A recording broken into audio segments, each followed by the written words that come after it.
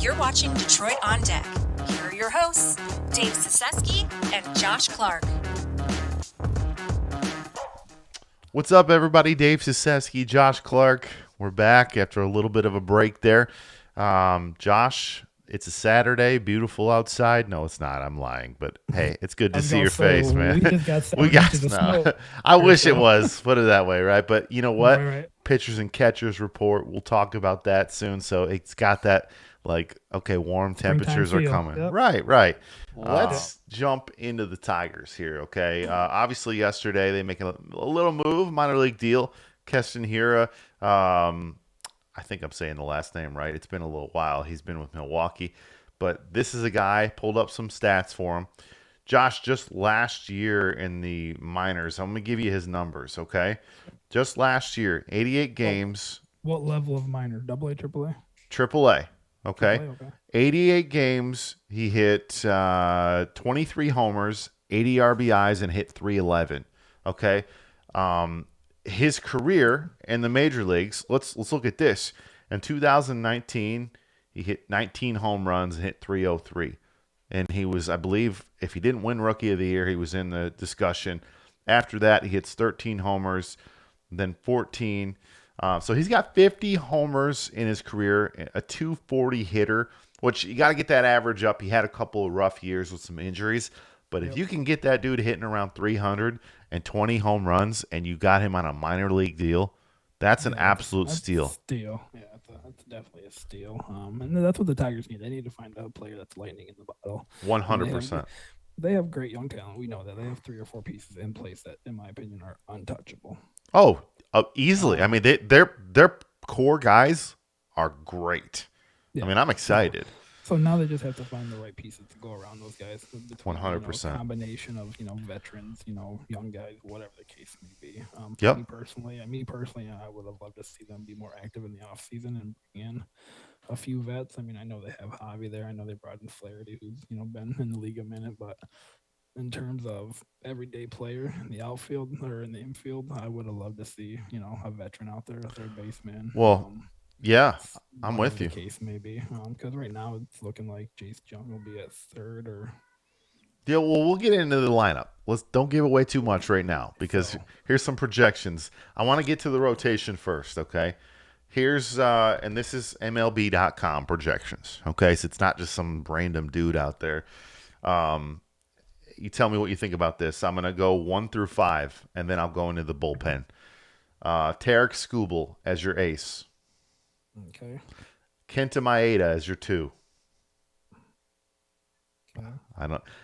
Jack Flaherty as your 3. Okay. Reese Olson as your 4. Okay. And Manning, Casey Mize and Matt Manning as kind of splitting that 5. They may go 6-man rotation because of Casey Mize's injury, which I like the 6-man rotation idea. I like the 6-man rotation idea later in the year.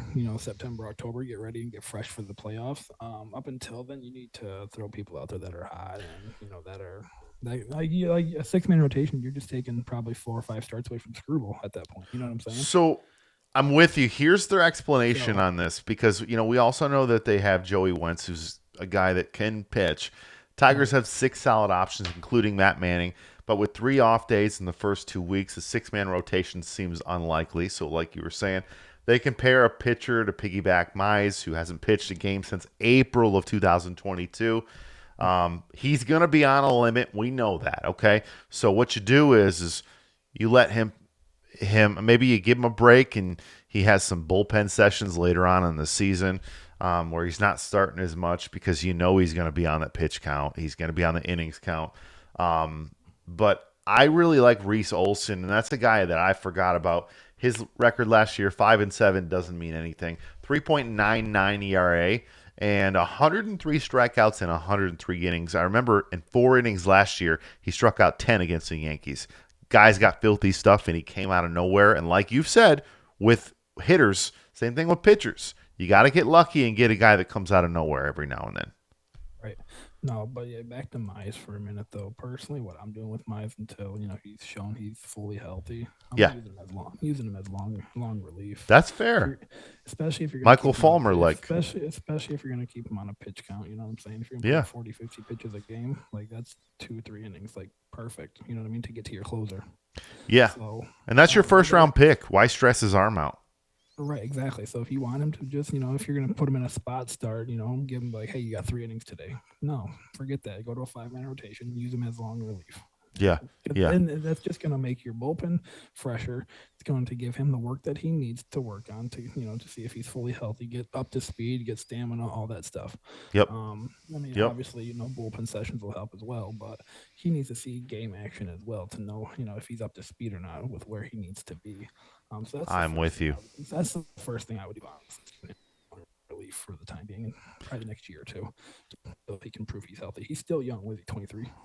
Yeah, I mean, 23, 24. He's still a young kid. So I don't like Kenta Maeda as my 2. I don't like him in the rotation. Yep. And that was my next point. Like, if he's in my rotation as a number 2, I'm sorry, the season's already lost. The season's already lost. If he's your number 2, like, that's crazy to me. Like, you're telling me right now he's going to go up against, guys who have, won Cy Youngs before. Oh, yeah. Like, no, and this is not like a that's a loss. ragtag website. This is MLB.com, who has, they're dialed in with a lot of these GMs and stuff. So the fact that they got him at 2 is just disappointing. In my opinion, it should be Matt Manning. No, in my opinion, personally, based on how the year ended last year, I'm putting Flaherty there. Like, he did pitch well. Sure, he got a lot of run support, but you also need a solid option to go up against other teams' number 2s. And my 8 is just not that. I think Matt Manning is. I think Manning had a great finish last year. He had a great finish, but he's also one of those players who has struggled over the course of his career. So of course, I need to see it before I just throw him up there against the likes of other number 2s. Yeah, personally, my rotation is Skubal, Flaherty, Olsen, Manning, and then I'd put my 8 of 5 if I absolutely needed to have my 8 in there. If Mize and Manning are both healthy, my 8 is he's my long relief guy. So here is our bullpen. Okay, I'll give you some names here, and they got 8 arms in the bullpen, which is kind of a lot, but when you got a lot of guys that you don't think are going to go long in your starting rotation, it makes sense. You got more arms. So they go Alex Lang, Jason Foley. Interesting. They have Jason Foley, Bo Brisky, and Alex Lang all fighting for that closer role. I would love Jason Foley taking that role over. I'll give you his numbers. I think Alex Lang's better suited as a setup man. Yeah, I agree. I mean, he kind of imploded. I'll give you Foley's numbers here in a second, but let's get through the rest of the bullpen. Andrew Chafin, love that signing. Brought him back. He's a great guy from the left-handed side. Shelby Miller, very sneaky pickup. Like him. I forgot about him. He could technically be a long relief too because he was a former starter as well. Tyler Holton, Will Vest, Bo Brisky, who had a nice year last year, and Joey Wentz, who also can be long relief. I was gonna say, yeah. I mean, that bullpen honestly might be a strong suit here. Yeah, I like it. Now, Jason Foley, he's got a lot of swing and miss stuff. Here's his numbers last year, Josh. Very sneaky. Okay, 3-3, which as a reliever doesn't mean anything, but he in 70 games, he had 69 innings pitched, 55 strikeouts, but a 2.61 ERA. That's my closer. Yeah. That's my closer, and it's not even a question at this point because let's look at Alex Lang's number. I was gonna say Lang had to be 4 or 5. So Alex Lang's 3.68, which a lot better than I thought. Close to 4. Yeah. But that's a setup arm right there, okay? And then you look at, okay, I got some other guys coming in here. Bo Brisky, who had a nice finish to the year last year, 3.60 ERA. I will take that any day. You stay in the 3s, I'm going to take that. Now, then you look at a veteran like Shelby Miller. Listen to this, Josh.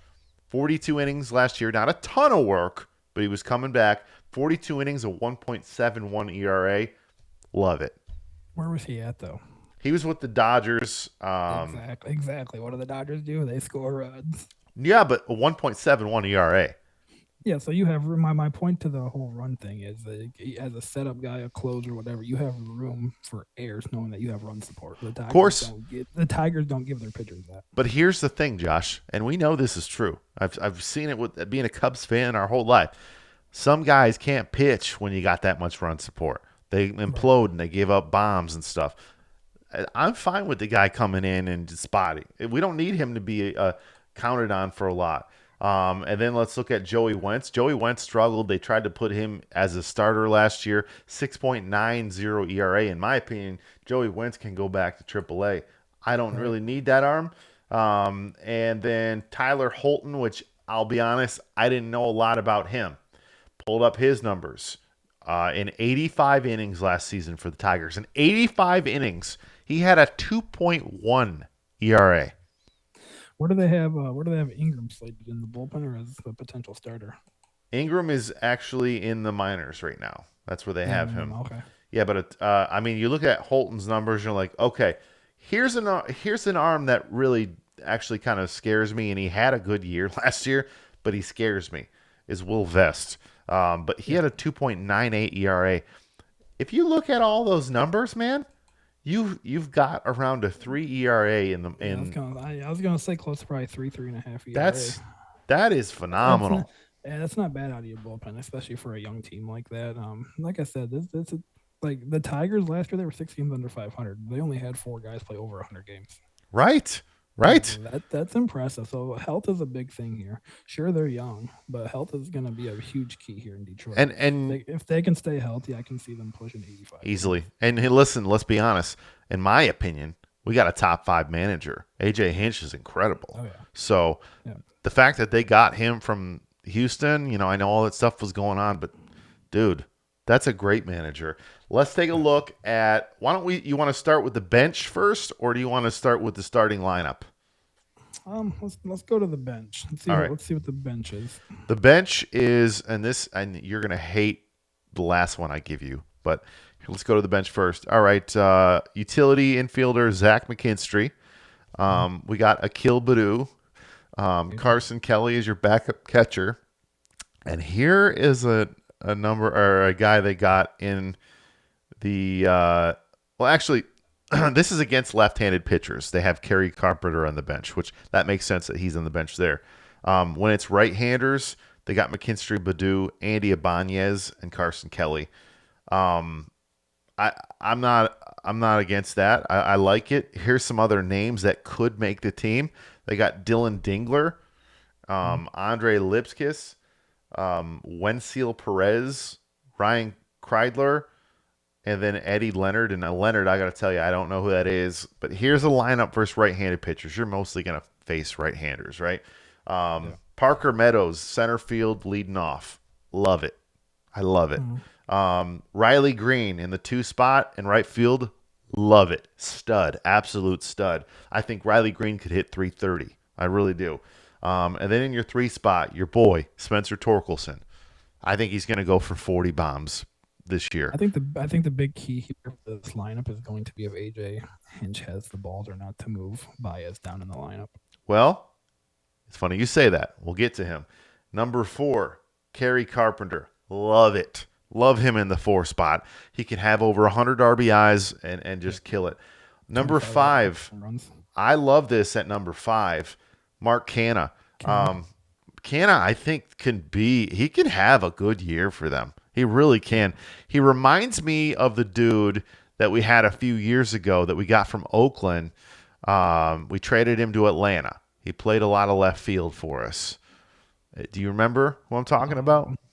Yeah, I know who you're talking about. The name is going to escape me, and I can't remember. But it's a guy that can go for 20 home runs, and Canha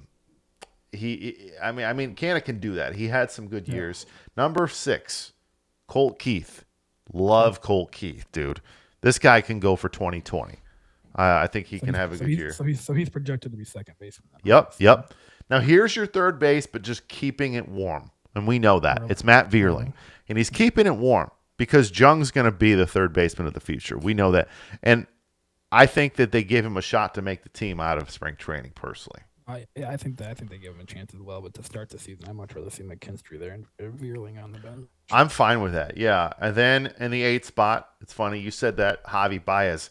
I love him at the 8th spot because, honestly, I don't want him up in my lineup. I don't care how much you're paying him. He is at this point got to prove himself again because he was awful last year. The one thing about Baez that I do like about him, like he plays with he plays with passion. With obviously, of course, getting moved down in the lineup. Obviously, he's going to light a fire on this. He's prideful, man. He's a professional athlete. He's very prideful, so I think that's going to make him a better player, honestly, especially at the plate. He had reported to spring training, I think, a week or two early to work on his reps, his swing, and type of. So if he can come out, and I mean, I think he hit 220 last year, and that might be generous. If he can move up to like 260, 270, obviously Comerica's a bigger park, so I don't expect him to hit 30 home runs, the way he was in Chicago.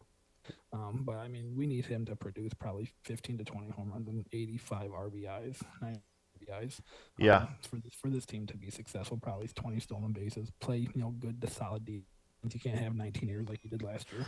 Yep, and then in your 9 spot, you got Jake Rogers. Jake Rogers, I mean, his average on base has got to be better than what it was. He hit around 20 something homers, but I think he was another 220, 230 hitter. I don't even think he was there, Josh. No. I'll pull him up. I know he had 22 home runs. I think it was like 50 RBIs or something like that, 60 RBIs. He was let's see his batting. Well, you're right, 221. So he hit like 330 down the stretch, but he's a career 205 hitter. 220 with 21 homers and 50 RBIs. That just goes back to those. To my point that I always make, no matter how good somebody is, it doesn't matter if they're not getting reps, they're gonna struggle. And him playing consistently down the stretch, and hitting 330 is showing the type of player that he can be because consistent reps. If you expect him to jump in every 6 days, every 7 days, he's gonna struggle, of course, because he's not getting the live reps. Yeah, and I'm not going to talk about this on here, but man, after the pod, I'll tell you the Cubs projected lineup on MLB.com. It will absolutely piss you off. Just because you brought it up, I already know Pete Crow Armstrong. Okay. In there. No, Pete Crow Armstrong, they have him starting in minor leagues, but I'll just tell you the lineup really quick. All right, listen, Clarky, me, we're big Cubs fan. Here it is. We won't spend more than like 30 seconds on this, but I'll just give you the lineup and you say good or bad, all right? Yeah. Number 1, Nico Hoerner, Ian Happ, Suzuki, Swanson, Morel. Number 6. Here's where things get disgusting. Number 6, Michael Busch. Number 7, Yan Gomes. Number 8, Nick Madrigal. And 9, Mike Tauchman. That bottom of that lineup, when you get to the 6th hole, you're going to struggle. That's not good. Well, Tauchman was the leadoff last year for a little bit, so I'm just hoping somehow Belly ends up in the Red Sea again. I'm hoping Matt Chapman puts on a Cub jersey. Here's your bench: Matt Mervis, which if you can figure it out, Patrick Wisdom, Miguel Amaya as backup catcher, and Miles Mastrobuoni Masterboni. Miles Masterboni. Yeah, that's how his name is. Actually, that is his name.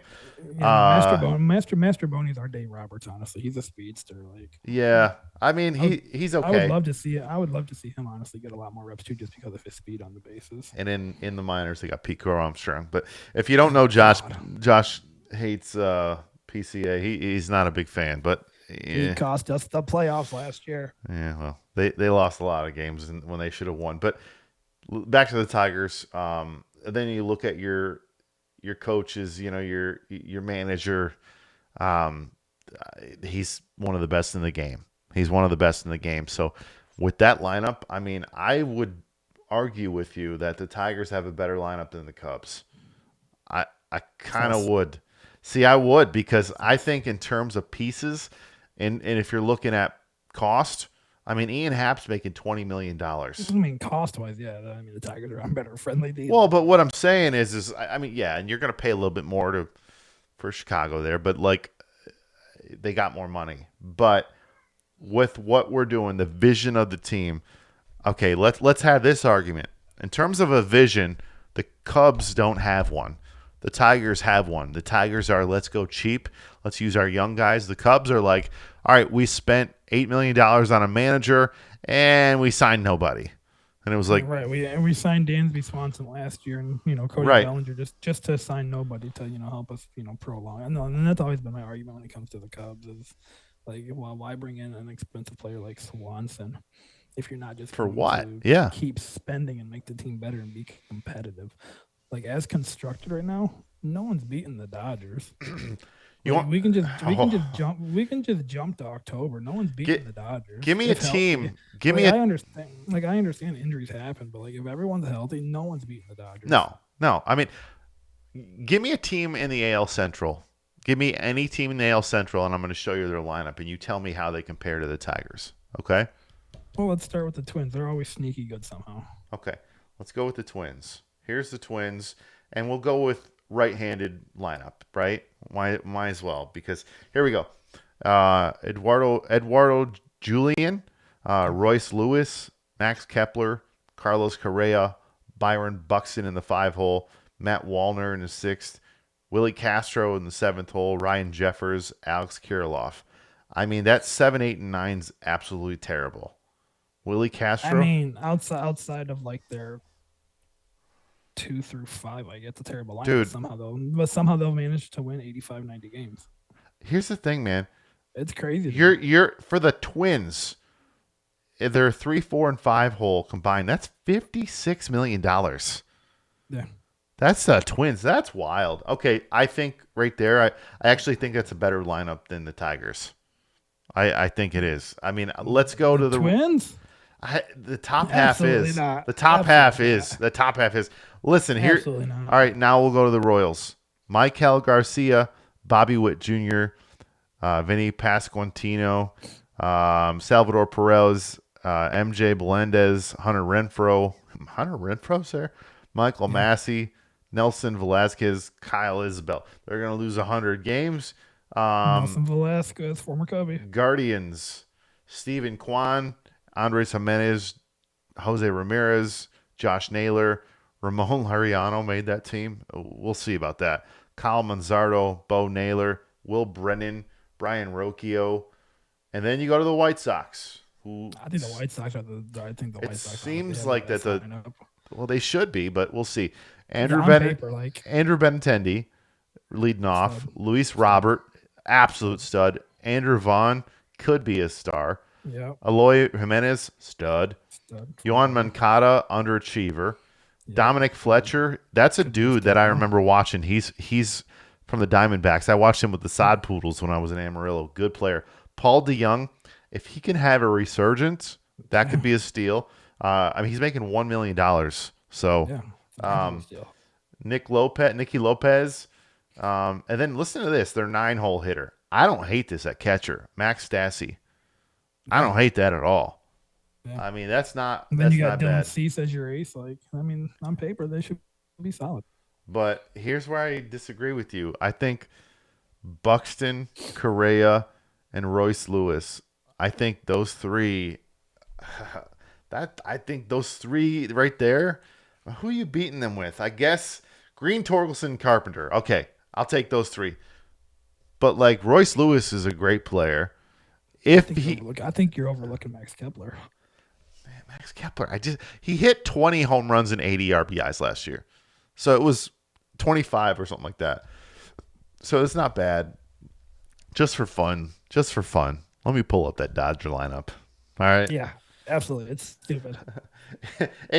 It's disgusting here. All right. The only team in the NL that has a chance, in my opinion, is going to be the Braves. All right. Listen to this, man. Listen to this. Mookie Betts, Shohei Ohtani, Freddie Freeman, Stupid. Will Smith, Max Muncy, Teoscar Hernandez, James Outman, and then Gavin Lux, and then Chris Taylor. I mean, Show me the weak link there. Like, there isn't one. So even though their bottom of the lineup is better than the Twins and a lot of other teams. Or give me the worst team in baseball you believe, and I'll tell you their lineup. Oh, it's the Oakland Athletics, and it's not close. Oakland Athletics. All right, let's pull them up here. I was going to say maybe the Pirates, but yeah. Their $12 million payroll. Here we go. The Oakland Athletics. Oh my gosh. That's the Tigers' opening day opponent home, by the way. I mean, I like number 3 and number 4 for them, but that's about it. And yeah, that's about it. Ryan Nada, don't know. Zach Giloff, Brent Rooker, like him, had a good year last year. Seth Brown, like him. Shea Langeliers, JJ Bleday, Jordan Diaz, Nick Allen, Estuary Ruiz, though. He could steal like 80 bases. Why is Ruiz not leading off? Sounds like you're making up names. It really does. And we're like the biggest baseball fans I know. But here we go. Yeah, here are the Pirates. That's the one team I'm confident that I could not name 5 players. Okay. Is the Oakland Athletics. Low key, I kind of like the Pirates lineup. The Pirates are honestly low solid. key. I like really the Pirates. Listen to this: O'Neal Cruz, stud. Brian Reynolds, stud. Key Brian Hayes, stud. Jack Sawinski, stud. Andrew McCutchen as a veteran, don't hate it, right? Rowdy Tellez, love him. Yeah. Henry Davis, love him. And then you got some dudes I don't know, but off the bench, Connor Joe, Jihuan Bay, Yasmani Grandel, not against that lineup at all. They're downside. It's pitching. That's all it is for them. This is just too much fun, and we'll end it with 2 more. Okay, I'm going to let you pick one more team, and then I'll pick one more team. Go ahead, give me a team. Go with let's do the Los Angeles Angels of Anaheim. See how they're looking after Shohei dip. Okay. They gonna be bad. They gonna be bad. Leading off, Taylor Ward, Mike Trout, stud. Brandon Drury. I think he'll be traded by the deadline. Honestly. Yeah, Brandon Drury. He's gonna hit. I like Drury. I do like Anthony Rendon doesn't like baseball, and then here's where Dave starts to make up names. Nolan Schanuel, Logan O'Hop, Aaron Hicks. Oh my gosh. Yeah, they just signed him last week. Yep. Luis Rengifo. I can't say that name, but Zach Nito, which I don't hate, but like, ooh. Okay. It's gonna be rough there. I'm gonna give you. Let's see. You know what? Why don't we talk about one that I'm really curious about? Here we go. Cincinnati Reds. Okay. This lineup right here. They have potential. This lineup right here is lit, dude. Listen to this. TJ Friedel leading off. Matt McClain, stud. Spencer Steer, stud. Don't like this one. Jamer Candelario. Made no sense for them. Christian Encarnacion Strand could be really good. Ellie De La Cruz, stud. Noelvi Marte could be a stud. Will Benson had a good year. Tyler Stevenson. Jake Fraley on the bench. Jonathan India on the bench. Yeah, stupid. They're solid. They're good, man. Honestly, my only gripe there is Noelvi Marte is coming off the bench, and I'm playing Jonathan India at third. All right, one last thing. Go through and give me your division winners. Division winners. Okay. And I'll be quick with it though. Ready? Here we go. Braves win the NL East. NL Central. I got the Cubs winning the NL Central. Call me a homer. I don't care. I love them, but hey. The NL West, I have the Dodgers winning that. Right. The AL East, this is a surprising one for you probably. I got the Orioles winning. The AL Central, I got the Tigers winning. The AL West, I mean, I'm sorry, it's still the Astros. Dude, we agree on every single one. There you go. Every single Clean one. sweep, baby. Every single one. I mean, we know baseball, so listen. Every single one. That's crazy to me that we agreed on all that. I mean, I'm not gonna lie. I was kind of tossing up between the Rays and the Orioles there, but but the Orioles. I think getting Colton Burns kind of puts them over the top. All right, I promise you, this is the last one. Orioles. Let's look at this lineup, okay? This lineup has the potential to be absolute stars. Ready? No, absolutely. Yeah, for a common baseball fan, they're not going to know a lot of these names. But I know every single one of them, and so do you. I was going to say for an absolute junkie of baseball, they're going to know these names. Here we go. Gunnar Henderson. Oof. Adley Rutschman. Best catcher in baseball. The most underrated outfielder in the game, Anthony Santander. Yep. He's absolutely so good. Ryan O'Hearn put in there. That's a little bit of a shocker, but okay. Cedric, he had a nice year last year, though. Cedric Mullins. I like him. I like Mullins too. I expect him to be better than what he has been. Obviously, injuries have been a little bit of a factor there, but I've expected a little bit more out of him. Ryan Mountcastle. Yep, first base. No? Austin Hayes. And then they have Jackson Holiday, which can't be a star. And then Jorge Mateo, which Jorge Mateo could steal you 60 bases. Dude, that lineup can absolutely, I mean, they could. And every single person you just named there is under what, 25, 26? Oh, yeah.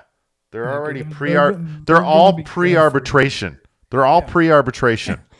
Yeah, they're going to be stupid good for years to come. I mean, that's absolutely nuts. And then, listen, because if you're watching the show, you got to be a baseball fan because baseball's about to take over the show. The Yankees, okay?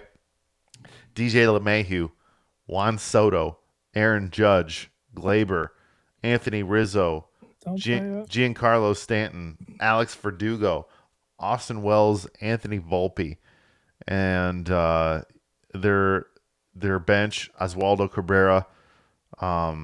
They have Jose Trevino and Trent Grisham. I got to tell you, at catcher, though, I'm starting Jose Trevino over Austin Wells, but that's just me. Right. I don't know. Yeah, that's a lineup, too. Again, it's going to come down to Giancarlo being healthy. Can Rizzo, bounce back and not look 36 or 35, however old he is. Which, I love Rizzo being a Cubs guy. Josh, we forgot about the worst lineup in the NL East. You ready for this? The Marlins? The Nats. Oh, the Nats. Joey Gallo. They got C.J. Abrams, who he's a player. I like C.J. Lane Thomas, like him. Then you got Kybert Ruiz, Joey Meneses, Joey Gallo at the 5-hole, Luis Garcia, Stone Garrett at 7, Nick Senzel at 8, Victor Robles at 9.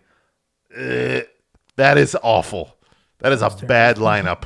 The A's are still worse, but I mean, there's three or four potential guys in there who, given the opportunity, who can turn out to be studs. Yeah, I mean, here's a lineup that could be good. I've gone off the rails at this point, but here we go. I'm like, just one more, and we're gonna get into every team.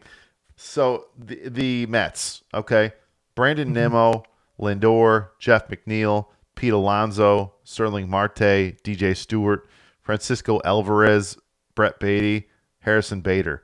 Don't hate that lineup. Yeah, I don't hate it either. And the biggest acquisition this offseason is getting Edwin Diaz back. Yeah, I mean, sure he was on the team last year, but he was injured. Like, that's the huge acquisition to get back as your closer. Because they struggled a lot closing games out. Oh, yeah. I don't like Jeff McNeil hitting 3 because he's a singles hitter. I would put him at 2, and I would honestly put Lindor as my 3. No, Alonso would be my number. I'd put McNeil down at the 4. But he doesn't hit anything but singles. That's fine. He's a base guy. I mean, we'll see. But here we are arguing about the Mets. Well, you got to understand though too. Like, what do you want from your? I mean, I get him at the 2 hole. You know what I mean? Because you want to get on base for your power hitters, but I also like him at the 4 hole because you got, Yeah. Yeah, you got guys like Lindor down there and Alonso down there. Like if he's gonna hit in front of them, he has to get on base for them. You know what I mean? Otherwise, it doesn't make sense. And he's a perfect guy to start off in the inning too if they fall flat on their face. And this is where we end the show here because I said one more, but for real though, this is the last one because we just love talking baseball. We can't help it. We can't help it. And listen, it's so much fun. St. Louis Cardinals. This actually is a dope lineup. You ready for this? It kind of is, dude. No, it's not. You're not a true Cubs fan. The lineup is good. I don't like them. Brendan Donovan, Paul Goldschmidt, Lars Nootbaar. Dude, I love Goldie. Lars Nootbaar, I'd probably lead off. Nolan Arenado. I love Nolan Arenado. Wilson Contreras, Trader. Nolan Gorman, Jordan Walker. Jordan Walker could be a stud. Tommy Edman and Matt Carpenter. No, it's funny. It's funny though too as a Cubs fan. Like Paul Goldschmidt and Nolan Arenado used to be my 2 favorite players in MLB outside of the Cubs until they went to the Cardinals. Well, who's our main rival? I just couldn't. Well, and now we can't stand Wilson. And it's weird because Right. we Yeah. loved him, We used but to love Wilson. No, you put on that nah, jersey. you're an enemy You put now. on a rival jersey. Sorry, but I appreciate what you did for us, but nah, Yeah. can't do it. Can't do it. And now he can't even catch. So, I mean, hey, Staying true to the north side. that's right, man. Well, listen, we're going to get a lot more baseball talk as the season goes on. I mean, it's going to be heavy baseball coming up. But this was fun. We kind of got an outline of what we believe this Tigers team is going to look like. Got to play the games. Got to play spring training. There's going to be somebody that makes a team that doesn't expect to. I think spring training games start next week. Actually, They do. I know the Cubs' first game's the 23rd. Yeah, and I want to end the show with this last question to you because we talked about this. What's that one record that, with Cesefske and Clark breaking that scoring record, what's that one record that you don't believe will ever be broken or the best record out there? For me, Josh, it's 400, hitting 400. Ted Williams hitting 400. I think the guy that had the best shot was Tony Gwynn. He came close. In today's era, each year I believe hit 350, didn't he? Yeah, he was one of the most likely to do it back in that time. Right. But right, and then I believe Tony Gwynn probably would have been the main one though. The second baseman for who was the second baseman for the Marlins, who he was pretty good for a while there. That's Luis Ariz. Oh, right. He was killing it, but he didn't end up finishing close. But I think that for me is that's a special record right there. If you're hitting 400, man, that's crazy. 4 out of every 10 at bats. That's wild, especially with MLB pitching. What about you, Josh?